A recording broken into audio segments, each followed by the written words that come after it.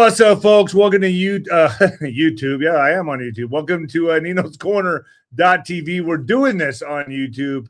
And look, folks, depending on what camp you're in, you're hearing different things. And this fog of war is real. You know, I've talked to about 10 different people, and each one is telling me something different. Is Bibi Netanyahu alive? Is he dead? New videos are coming out saying he's alive. AI, I don't know. You know, depending on who you talk to, it's different stuff. And I have two very good guests today, Daniel and Jerome, that I'll bring on in just a moment, to talk about this and give their intel on what they know is going on behind the scenes with Iran. Now, there's a lot of rumors and myths floating out there that Bibi's gone, that we're losing the war to Iran, that Israel's winning the war. That there's nothing to worry about, that NATO's pulling out of the Strait of Hormuz. There's this, there's that. There's all kinds of misinformation out there. I want to make sense of it right now.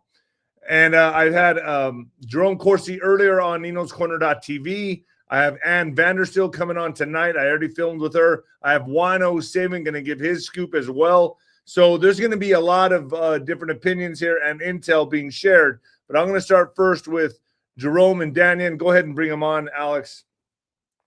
Jerome, thank you so much for joining me. Daniel, thank you so much for joining me.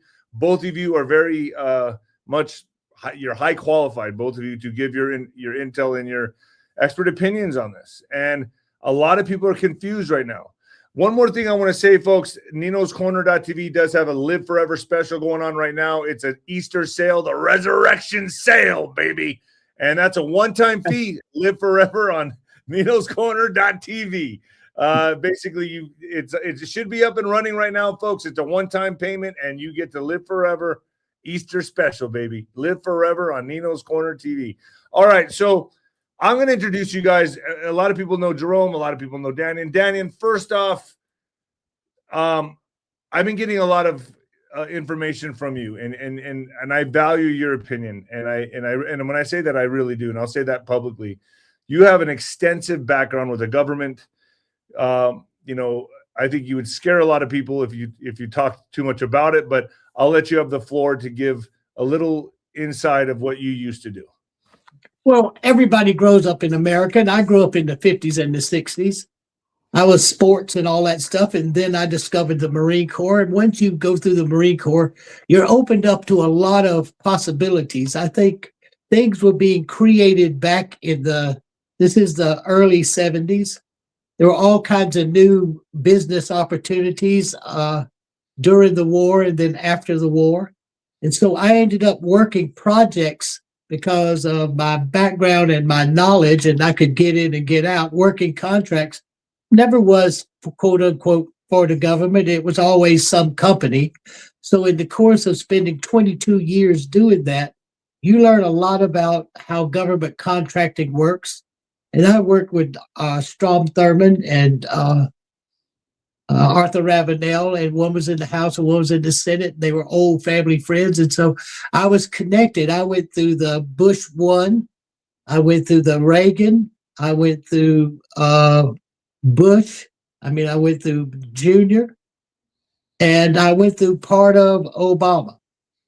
So I lived in that network, and I understand how things work and what you watch for and how you set up a strategy or work an operation to achieve a goal. So, and you spend a lot of time in foreign countries and a lot in the Middle East. 94 countries, and pretty extensive there over probably a 6 or 7 year period. And Jerome, if you want to give a little bit about yourself as well, you're very well known. Well, I've written a lot of books. I've been a political analyst. I have a PhD from Harvard in political science, 1972.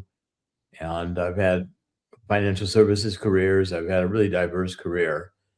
And written, I think, over 50 books, and largely on politics, economics, and history. And known Donald Trump for decades. Played a role in all 3 of his campaigns, although not part of the campaign, outside, but influencing what happened in the campaigns. And been following very closely what's going on in In Iran. I've written 3 books in Iran. My first was 2005, Atomic Iran. And I've been on this issue of Iran's nuclear weapons pursuit really for over 20 years. So I'm in agreement with Trump, and I think you both agree that it was kind of a situation, or Iran was a problem we had to take care of now, and we had to get ahead of the ball. So we had to neutralize the problem before it went literally nuclear. They are a problem child in the Middle East, but I don't like watching Donald Trump do Israel's dirty work, right? So it's kind of like I'm 1 foot in, 1 foot out with this, but I understand the problem. Dannon, give us, to the best of your knowledge, what you see unfolding, how this started. What did we need to get ahead of the ball? Should we have left them alone? And where are we at right now? So this is what I think.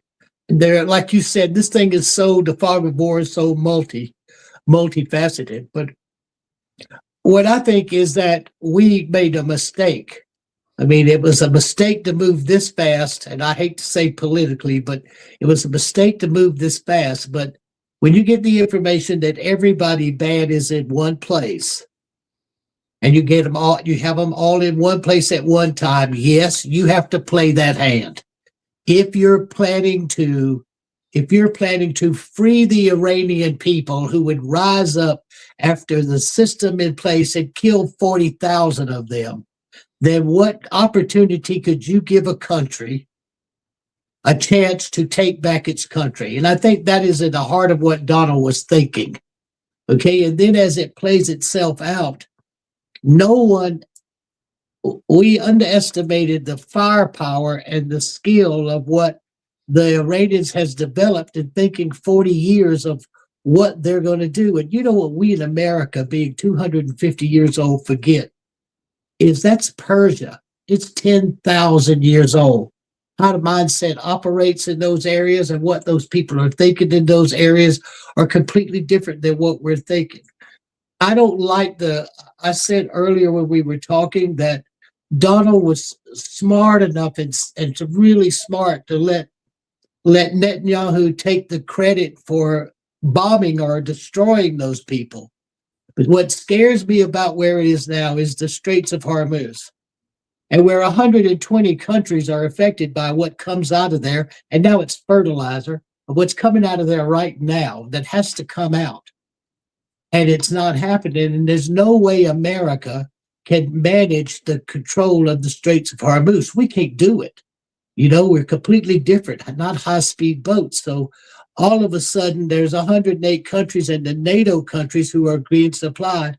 And there's Donald sitting showing the whole world where they're trying to place us, where they're trying to put us, and to show what they believe to be the insignificance of America, and that they're not coming to support. And at the same time, the Chinese make their moves to surround Taiwan.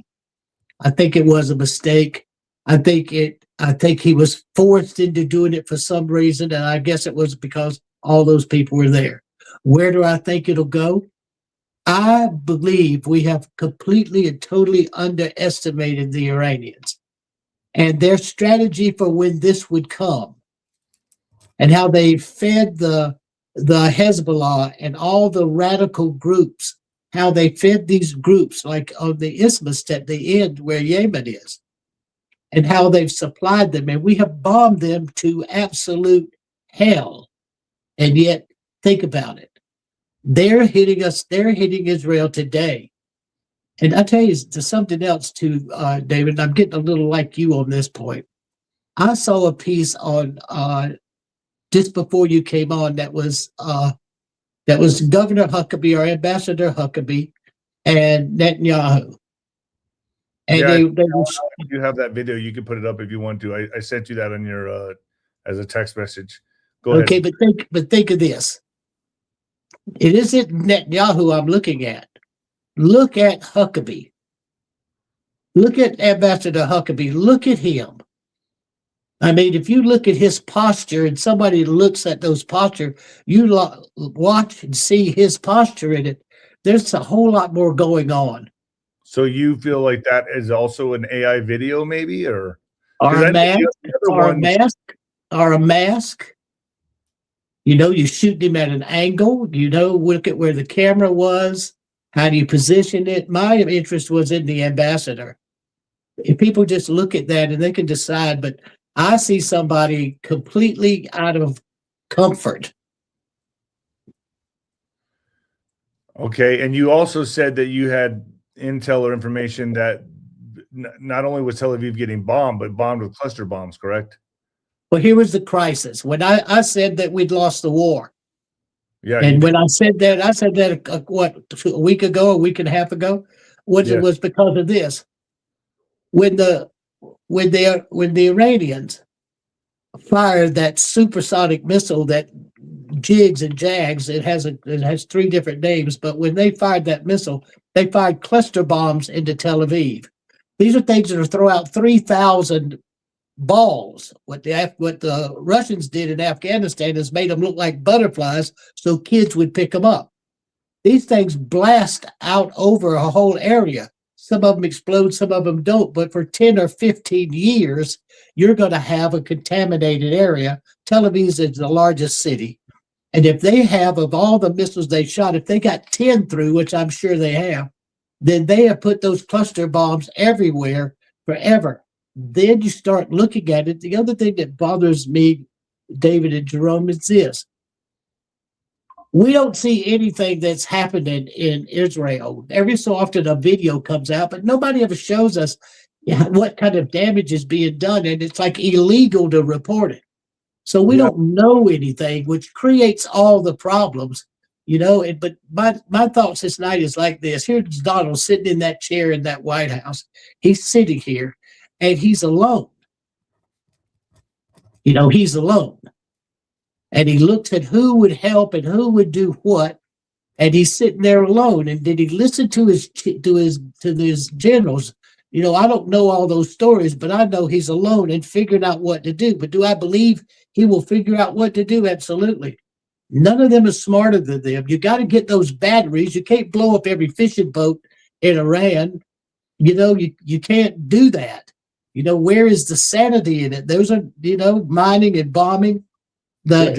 Do you see us deploying troops there and having a stronghold of troops there just in case the people rise up, or to help them overtake the government? I mean, would be the next step, or what? But I support 100% him to move those Navy and Marines in there, because that reinforces the people just in case. And I'm 100% for it. I think that's smart, because it's showing support. Having a beachhead, I'm not for that. I'm not. But being able to show support for these people if they rise up, because he sincerely believed that they would take back their country. You kill 40,000 people over something that's truth and honest, and you kill 40,000 people, then that's the time to support. That's the time to support. So you feel that Trump is going to kind of, he's eliminated his options in the Middle East, and now he needs to pull out and save face. And the best way to do that is say, well, the Iranians didn't want to take back the country. We're out of here. And guess what, baby? Drill, baby, drill in America, and bring back jobs and oil to America. And that's how he saves face and saves the midterms, maybe? I don't think it's about saving face. I think it's about us being able to look at the whole world and see how we're seen. And when we have been for everybody and supported everybody, sometimes good, sometimes bad, and I can say that as an absolute fact, but where are they? Where is the rest of the world? And then at that point, David, at that point, he can say, well, then it's time for me to save American lives and to pull out of this and let Israel deal with it, let whoever deals with it. Look at what happens. There's no way to get out of it except if no one wants to help. If no one wants to help, we don't know the damage done to Israel. We know the damage done to Iran. We hear it every day over and over and over. We don't know the damage done. And we know those cluster bombs got through. We know that happened. So without that information, as he has to decide, the smartest thing to do is, everybody's negotiating. He has to figure out a way that if they don't care about what's going on and they're not interested in whatever the story is about nuclear weapons or terrorism or whatever that story is, why are we doing it? I thought it was to control the oil. And I still believe that's what it was about. And I believe that was the undermining thing, to control Venezuelan oil and to control Iranian oil as you negotiate to find peace, okay, and to slow China's position as it's growing based on its AI development. That's what I thought. And here comes another thing. And when you have Iran, which is Persia, it was defeated in 323 by Alexander the Great and Darius, and the Ottoman Empire. And you have Iranians are Shiites, and there are 300 million Shiites, and 93 million live in, let's say that many live in Iran. Well, where are the rest of them? They're in Turkey. And Turkey is the cornerstone on the other side of Israel that really Erdogan sincerely wants to rebuild what was the Ottoman Empire, and he wants to be the power in the Middle East. Israel wants to be the power, Iran wants to be the power, and our NATO alliance partner, Turkey, wants to be the power. So right there's another layer to all of this. If anything happens to Turkey, we have an obligation with As NATO. Right. So Jerome, let me get your take on this. What are you hearing? What's your opinion on all this, especially with what Daniel said? I'm sure you disagree with a lot of it, but go ahead, have the floor.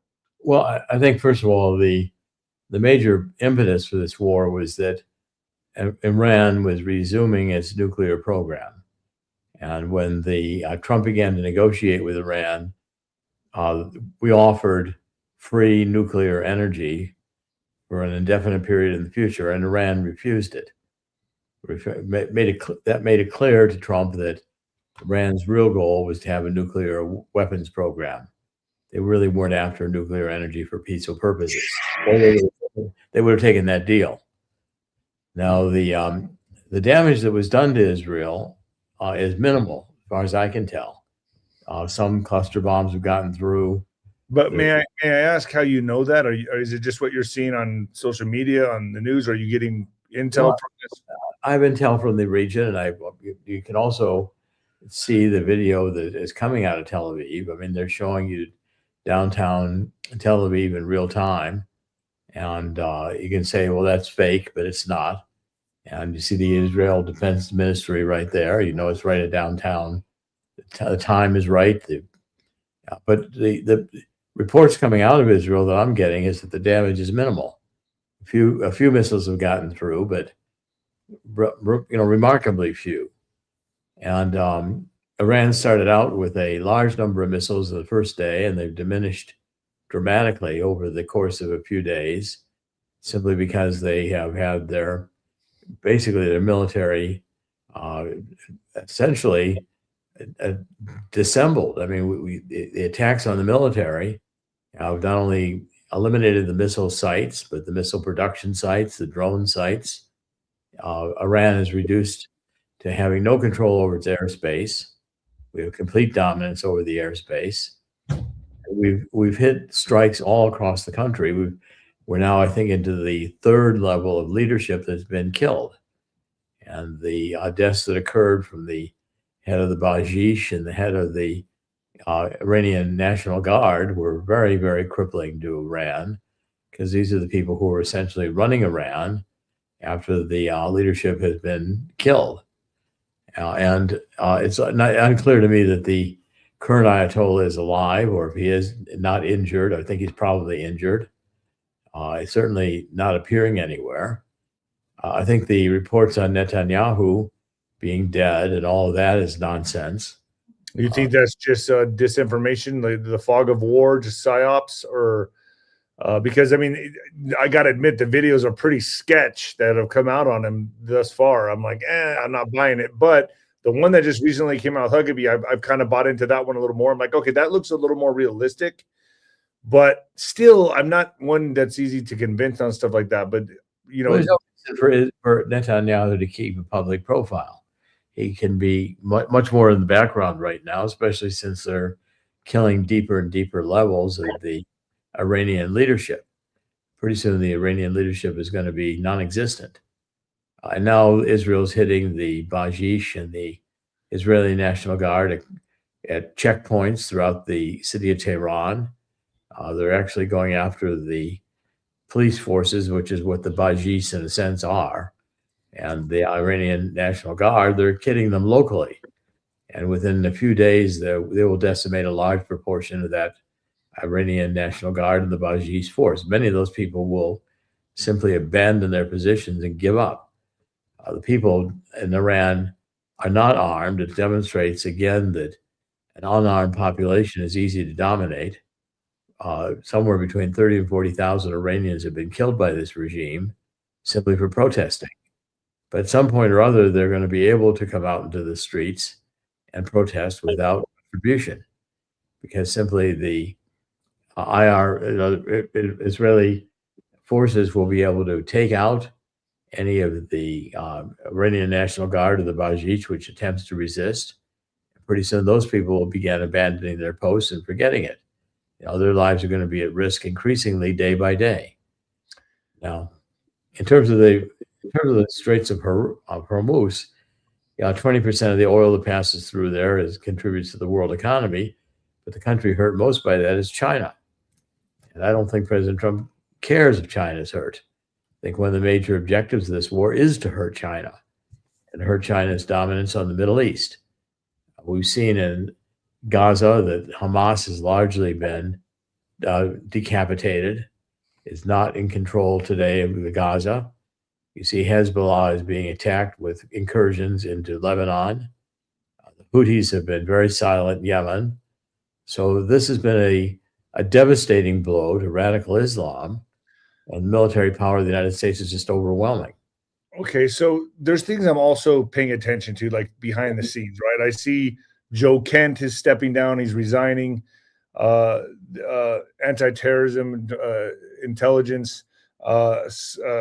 Susie Wiles is now stepping down. She has cancer. God bless her. But Why don't just stepping down? She has cancer, but there's no doubt. I saw her very active today in the White House, and okay. I don't think she'll step down. Okay, but then you got the 𝗧𝗵𝗶𝗹 interview, right? When he gets pulled aside mid-interview, goes into the Situation Room, comes back out, and is visibly shaken, stuttering, mumbling, talking about sending his kid to the army. I mean, it just made no sense, right? I watched it and I was like, okay, this guy, he was told something, he was read the riot act, something happened. But you add all this stuff together in the AI videos from Benjamin Netanyahu, and you just kind of put it all together, and you're like, something's wrong here. Something doesn't smell right. It smells like an Erica Kirk. You know what I mean? It just doesn't look right to me. I'm not buying it. So excuse me if I feel like something's wrong here, and I'm just trying to find out what's going on, because I think we all agree this is the fog of war. Everyone's trying to figure out what's happening. Everyone's confused, but nothing makes sense. I'm not confused in the least. Okay. We're completely in control of this war. I think we're able to, in a few more days, completely. Now we'll degrade the Revolutionary Guard will degrade the 𝗵𝗲𝗍, and pretty soon, I believe that the Marines that are on their way will invade, but in a limited capacity, to seize whatever enriched uranium the Iranians still have. But the point is, they were on the verge of having 8 nuclear weapons, and had announced it to the world. But we pull out, they're not going to stop. I mean, we're hoping that the people take the government back, but what if the people don't?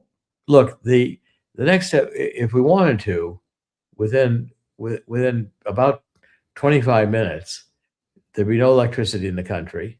We could destroy entirely the oil infrastructure.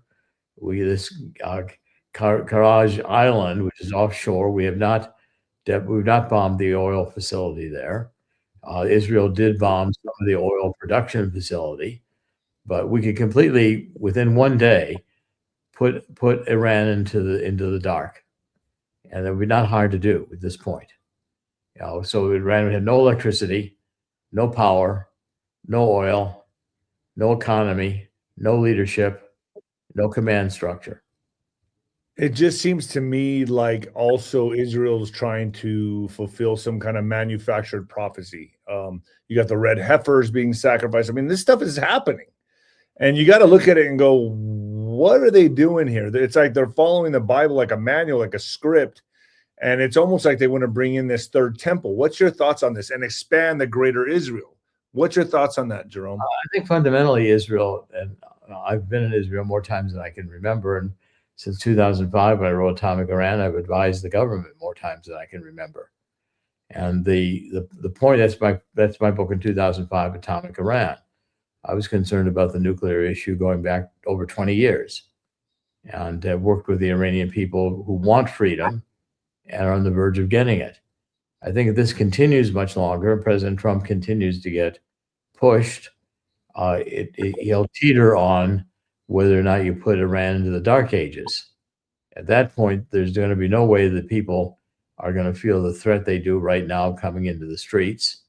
We land a group of Marines and capture the nuclear fissionable material, or the nuclear enriched uranium that Iran has. I mean, there's not going to be much left in Iran. And there's no command structure. It's going to be a failed state. But we put them in the dark ages how? With an EMP, we knock out their electricity, we nuke them. How do we put them in the dark ages? It's simply to destroy their electric grid. It'd take about 15 minutes. But that could happen. It's already happened. It's already happened in Cuba. We cut the oil off to Cuba, and now they're in the dark. So it's already happened in Cuba. And Jerome, it's amazing that they're shooting police officers in the street. And I understand it's just like the Shah did with the 𝗧𝗵𝗶𝗹.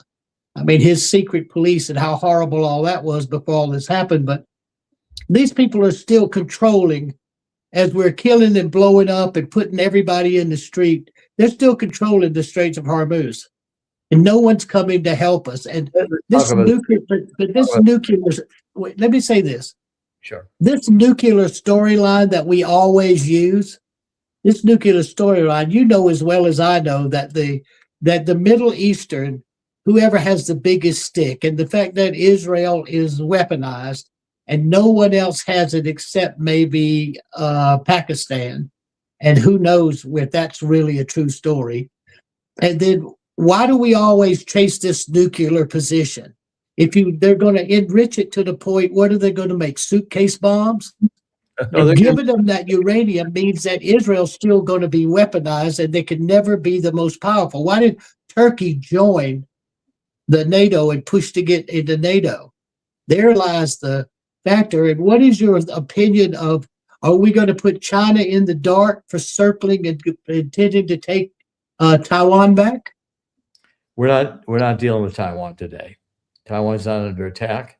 China's not attacking Taiwan, and they won't do it right now for fear of the retaliation that Trump's capable of doing. They're going to sit tight. They're going to try to survive economically. But the point is that they may or may not survive economically. I agree. Okay, now the point is that the nuclear power of the nuclear ambitions of the regime were obvious and were announced for 40 years.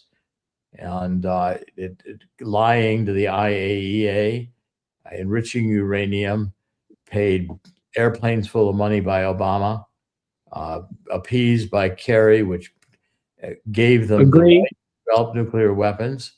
They were winning. Joe gave them $6 billion on top of the billions that Obama gave them. Okay, and so all they did is promote terrorism throughout the region. Now you've got the heads of Saudi Arabia, you've got the heads of the UAE, you've got heads of a dozen countries in the Middle East telling Bush, don't stop, because Iran has become a pariah. Iran is Sunni, a Shiite, and the Sunnis know that if Iran ever succeeded in getting rid of Israel, the next target's Saudi Arabia. And Turkey's Shiite too.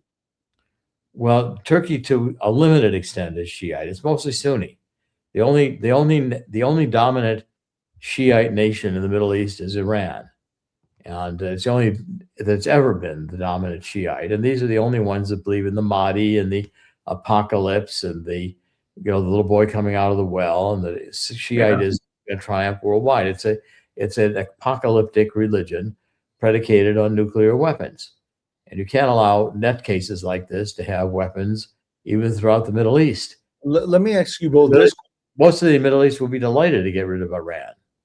Let me ask you guys this. So obviously their tentacles are spread all over the world globally, and that's probably why NATO doesn't want to get involved, right? Because they know, they can hit us with a suitcase bomb, a dirty bomb here or there. They're all over the place. Now let's just deal with the UN. The best thing we can do with the UN is quit funding it, and it'll go away. It's already broke. But I'm saying that's probably why they don't want to touch us with the 10-foot pole, because all the Muslims are in all the European countries. The United Nations is pro anything anti-American, and they're pro-Iran. They've been pro-Iran. Iran's on their human rights organizations. Iran has gotten positions within the United Nations that are disgraceful. The United Nations is a joke right now. So is NATO a joke. But am I saying the right thing here? What I'm saying is that's probably another reason they don't want to touch us with the 10-foot pole, because all of them are in their countries. Well, the United Nations is it can be the cells activated. The United Nations and NATO have served their purpose. They are both Marxist organizations that were put into place again too. We have no need for either one of them anymore. Okay, and we're now having the European nations, which themselves are overwhelmed with Muslim populations and would not dare to oppose Iran at this moment. So certainly exactly what David said. Yeah, and so the problem is right now Europe is a mess, and as far as I'm concerned, Europe's again. That's what I'm saying. That's the the point. EU is a failed state. But let's talk about the Strait of Hormuz. So far, the only country that's really getting damaged by that is China. Oil spiked, but oil has already come down from its peak. And give it a little bit more period of time, and oil will be back within reasonable ranges. All you've got to do through the Straits of Hormuz is militarize it. And Trump is right. He can have the Navy militarize it. We can get ships going back forward and forward. We don't need the oil through the Straits of Hormuz. Right. We might as well just starve China and not let them get any more oil and see how long China can stand it. Trump's already postponed his trip to go to China. I don't think Trump has any business going to China right now. I doubt he'll do it. He'll make the Chinese come to see him. But the point is, the major impact of this war is twofold. One is to decapitate the radical Islamic Marxist movement that started with Ayatollah Khomeini in 1979. And the second is to weaken China economically, which is systematically ongoing. And there is no power in the face of the earth. Russia's standing down. Russia's going to continue to stand down. The United States is free to do whatever we want in the Middle East. President Trump makes a decision that tomorrow afternoon there's no more electricity in Iran, there'll be no more electricity. He decides the next day there'll be no more oil production, there'll be no more oil production. Trump is waiting to see if the people of Iran will in fact get to the point where the 𝗲𝗍ci and the Israeli Revolutionary Guard abandons their position and runs for their lives. And that's So in other words, we're waiting on to see what the people do, and if they don't do anything, then we're going to escalate. We'll escalate only in the sense of now we're going to go for a failed state. We're going to go for that. Anybody who wants to be part of the Islamic regime is targeted for death, and we'll kill them all. So what about here in the States? I mean, I know that's probably one of the main reasons we did the ICE raids right before we went into Iran, was to take down. Nothing to do. The ICE raids were predicated on removing criminal, illegal immigrants who the Democratic Party. A lot of them would have been cells that could be activated for such a time as this, when Trump is planning.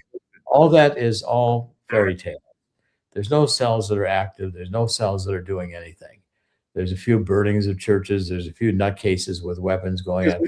Don't you think we took care of them? Don't you think the ICE raids took care of these? No, I think the ICE raids have only begun to be effective. I think you've basically got to see ICE have a whole new. The ICE is going to be redefined. There's going to be different rules. rules. They're going to be a little bit different behavior, but ICE So is going to. You don't believe there was any Hezbollah, Hamas here waiting to be activated for such a time as now? Fairy tale. They weren't organized well enough. They aren't willing to do it. They know they'll be immediately killed. They're not powerful enough. It's not organized, and there's no leadership coming out of Iran. There's no money coming out of Iran. You don't pay these people, they don't do anything. You don't pay the people in Minneapolis, they don't protest ICE. Okay, so the whole thing is all the money that has gone into supporting the left has been systematically cut off. And even Soros's money has been cut off to a large extent. A lot of the 𝗬𝗶𝗱𝗲s and all these other nonsense that the Democrats have used to fund their criminal activity has been cut off. And now we've created a Department of Fraud, which is going to go after massive fraud throughout the country, especially targeting Los Angeles, Minneapolis, and New York. I never thought the money would even come from Iran. I thought it would come from other sources to fund these terrorist groups to make it look like it came from Iran. Yes. That's my thought. The Middle East is sick of Iran. They've had enough of Iran. I'm saying for any kind of false flag to happen here, they just point at Iran and say, "Oh, see, that they did it," but it'd be really someone else. The Saudis are applauding what Trump is doing. The UAE is applauding what Trump is doing. Qatar may have been somewhat compromised by the Hamas leadership that's there, but Qatar doesn't. Globalist cartels, the henchmen for the deep state that would do it and then blame Iran. That's what I'm saying. Well, so far, what has happened with the deep state is it's the Democratic Party sitting there refusing to get up in the State of the Union and support American citizens as opposed to MS-13 children. That's not a popular theme. That was truly unbelievable, Jerome. I mean, we're basically the same age, and that was truly unbelievable for me. Yeah, the Democratic Party now for mutilating children before they reach the age of puberty on the idea that men should be women and women should be men. The average American thinks this is nutcase thinking. The average Democratic Party, you know, is this Somali woman who's married to her brother. You know, the American people are saying, if this is the Democratic Party, who needs it? If this Democratic Party, they're not only have gone Marxist and neo-Marxist and you know, cultural Maoist, now they've gone fraudsters, and now they're completely anarchist. And so, who wants them? I mean, Chuck Schumer is like, you know, the best thing you can do to get the Democratic Party defeated is give them a microphone. And this whole thing going on with the SAVE Act right now, if Thune and others do not pass this act, their careers are over. They won't be funded. They won't be funded. They'll be run against, and they will be investigated. And Donald Trump's in the process of letting them know if they want to play that game, he's willing to play that game. Watch what John Cornyn does if you want to see what's going on. And 𝗬𝗃𝗃𝗃𝗃, all these Democrats who are really in there to protect election fraud because they want their positions of power. They want to continue the fraud that they're benefiting from. They want to protect their millions. They want to get reelected, are going to be ruined by Trump because they'll be targeted. And Trump's in the process right now, this afternoon and this evening, of letting them all know very carefully that political careers are over. And Thune is at the top of the list. Well, he was picked. I mean, he was handpicked, so we know where he came from. He's from Kentucky. Well, he's also from McCormick, and McCormick's wife is Chinese, and her family wouldn't be alive if McCormick wasn't taking his millions politely from China and doing what China wanted. And that act is over. Yeah. What's your thoughts on that, Daniel? I mean, it's pretty convincing. I agree with Jerome 100%. I don't like, you know, I'm a big fan of Donald Trump. You know, I appreciate him. All this nuclear conversation, that's always been a front for something else. But what he's saying is I'm agreeing with. I don't like him being there alone, that NATO and all the rest of the world are not supporting us. Like what Jerome is giving them excuses, but there is a bigger and a greater time than here. Okay, I think it was the wrong time because of the election. I think it's the wrong time. but I think it was in playing this hand and listening to what Jerome says, I so hope that the intel on that we're using about Iran is true intel. I so hope that is okay, because they're still shooting missiles, and whatever left in command and control is being destroyed. I just so hope in the next couple of days, like Jerome said, that that's true. Or would they have planned for this? This is the other point. You know, that crowd was smart, but if you get all the command and control people out of the way and the people aren't rising up, at what point do we decide what to do? Well, the population is disarmed, and that was one of the great lessons about Second Amendment and its value. Agreed. And at some point or other, we're going to realize, I think Israel has realized it, that the next job is to take out the 𝗵𝗲𝗍 and to take out the Revolutionary Guard. Local police. Yeah, eventually those people, like the sheriffs and local police. Well, those people will run for their lives pretty soon. And then, you know, they are being 3 or 4 more days of them being systematically eliminated. They show up for work, they're dead. And if they want to bear that problem, fine. We'll just go ahead and kill them. And eventually, there'll be nobody there to repress the people. Well, I want to. It's a time when Donald Trump has decided to use the massive force required to end this evil regime. And you talk to the Iranians who have gotten out of the country. You talk to the Iranians who were there, who are celebrating the death of Soleimani and these other mean nutcases. Killed 30,000 or 40,000 of their own population for protesting. Told the people, you go outside, we'll kill you. You know, the Iranian people are sick of this. They've had it. This is the Persian people. These are not Iranians. They're not Islamic. They're Persian and they're Zoroastrian. They never were Muslim until later in history. It was imposed upon them. It was that was only by choice. I agree with you. I mean, see, I know this about Persians. I've been there. I mean, and I can remember since I'm old, Jerome. I can remember in Tehran when they had blue jeans on and they were listening to Crosby, Stills and Nash, and they were beautiful, and the food was great, and it was a Western, so-called by the Shah. But it was a wonderful, wonderful place. And the greatest pistachios in the world come from there. Well, it was at that time, Iran was not Iran, it was Persia. And they had a culture that went back thousands of years. They were educated. They were very, very westernized. The women were not repressed. The women were educated. The women were fashionable. They weren't wearing, no question. They weren't dressed up in bags all day long and abused by the men. You know, the only reason Islam has any dominance is it authorizes men to beat women. Fastest growing religion in the world. Yeah, well, it is got to go through a reformation. And if it doesn't go through a reformation, it has no business in a modern world. And at some point or other, the Muslim states in the Middle East are beginning to realize this. Certainly Saudi Arabia, the UAE, Dubai, these countries all are understanding that the only future for the Middle East is prosperity through, peace through prosperity.